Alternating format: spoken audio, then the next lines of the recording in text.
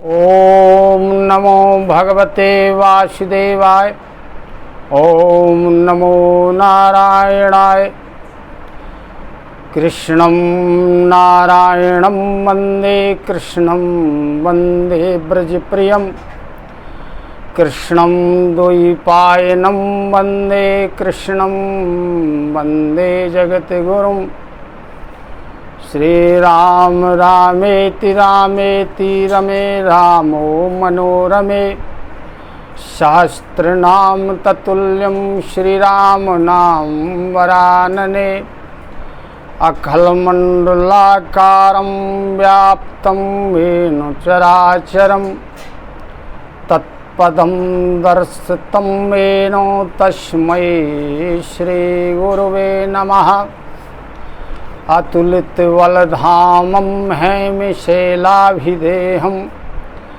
दनुजवन कृशानं ज्ञाननामाग्रिगण्यं सकलगुणनिधानं वानराणामधीशं रघुपतिप्रियभक्तं वातजातं नमामि। प्रिय भगवत कथा रस के रसिक जन, आनंद कंद परमानंद भगवान की कृपा से हमने और आपने तृतीय स्कंध के 18वें अध्याय तक की कथा का श्रवण किया। 18वें अध्याय में भगवान वराह रूप का और हिरण्याक्ष का युद्ध प्रारंभ हुआ। ब्रह्मा जी भगवान से प्रार्थना करते हैं कि हे प्रभु, इसको आप खिलाइए मत, इसका शीघ्र ही वध कर डालिए। अब जो ये 19वां अध्याय है, इसकी कथा हम आप श्रवण करने जा रहे हैं। इसमें हिरण्याक्ष वध की कथा है। मैत्रेय जी विदुर जी से कहते हैं कि हे विदुर जी, आवोधार विरंचस्यो निर्व्यलीकामृतं वचः प्रहस्व प्रेम गर्भेणो तत्पांगेन शो गृहीत। मैत्रेय जी ने कहा कि हे विदुर जी, हिरण्याक्ष को शीघ्र मारने के लिए ब्रह्मा जी ने भगवान से प्रार्थना की, तो ब्रह्मा जी के कपट रहित अमृतमय वचनों को सुनकर के भगवान मुस्कुराए और उन्होंने ब्रह्मा जी की प्रार्थना को स्वीकार किया। उनकी प्रार्थना स्वीकार करने के बाद भगवान ने हिरण्याक्ष की ठोड़ी पर गदा का प्रहार किया, लेकिन भगवान की गदा हिरण्याक्ष की गदा से टकराकर पृथ्वी पर गिर पड़ी और भगवान के हाथ से छूटी तो पृथ्वी पर गिरी। यह एक बड़ी अद्भुत घटना थी, क्योंकि इस समय हिरण्याक्ष के पास अच्छा अवसर था भगवान के ऊपर वार करने का, लेकिन हिरण्याक्ष ने युद्ध नीति का पालन करते हुए जब भगवान को निशस्त्र देखा तो उसने उनके ऊपर प्रहार नहीं किया। हालांकि हिरण्याक्ष ने ऐसा भगवान का क्रोध बढ़ाने के लिए किया था, लेकिन भगवान ने उसकी धर्म बुद्धि की प्रशंसा की और अपने सुदर्शन चक्र का स्मरण किया। सुदर्शन चक्र उपस्थित होकर भगवान की उंगली में चक्कर काटने लगा।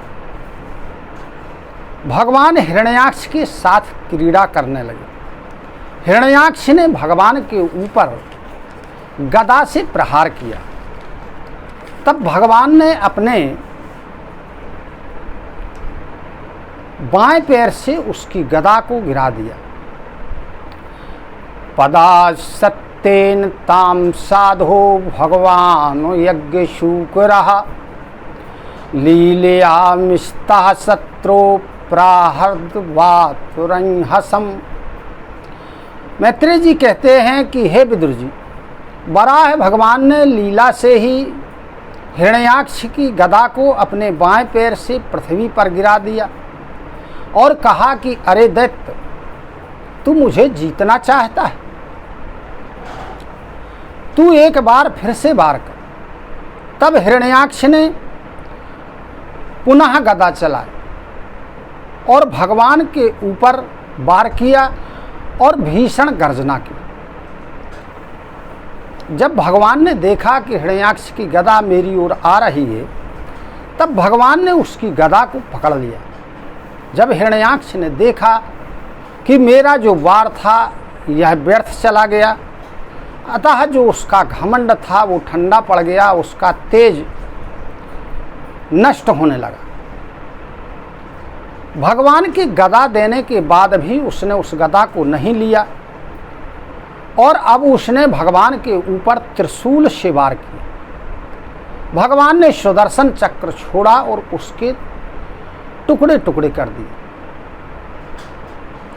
तब वह और क्रोधित हो गया और उसने भगवान की छाती पर एक घूंसा मारा,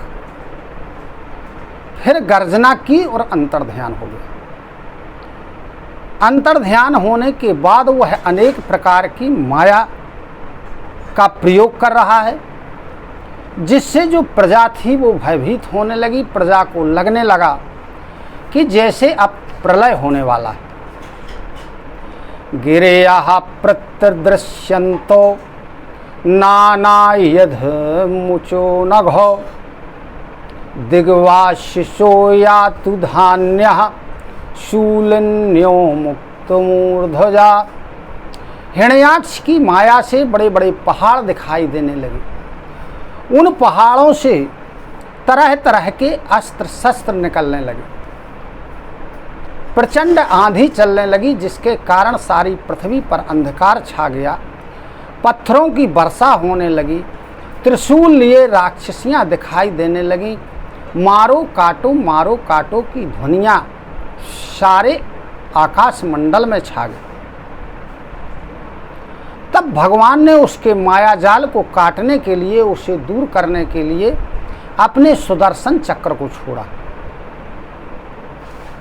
इधर क्या होता है कि हिरण्याक्ष की माँ जो दिति थी, उसे अपने पति की बातों का स्मरण हो आया। स्मरण हो जाने के कारण उसके पति ने जो उससे कहा था कि तुम्हारे पुत्रों का वध भगवान के हाथों होगा, तो जब उसे उस बात का स्मरण हुआ, उसका हृदय कांपने लगा, उसके स्तनों से खून की धारा बहने लगी। इधर भगवान के सुदर्शन चक्र ने हिरण्याक्ष की मायाजाल को नष्ट कर दिया। तब हिरण्याक्ष ने भगवान को मारने के लिए उन्हें अपनी भुजाओं में कस करके चपेटना चाहा, लेकिन जब देखा तो भगवान बाहर खड़े हुए थे। फिर वराह भगवान ने उसे एक तमाचा मारा, जिससे उसका सारा शरीर घूमने लगा, उसके नेत्र बाहर निकल आए।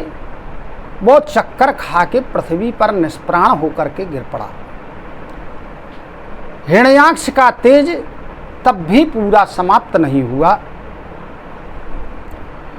उस समय जो ब्रह्मा आदि देवता उस युद्ध को देख रहे थे, उन्होंने हिरण्याक्ष की बड़ी प्रशंसा की और प्रशंसा करते हुए वो लोग कहते हैं आपस में कि ऐसी अलभ्य मृत्यु किसी किसी को प्राप्त होती है।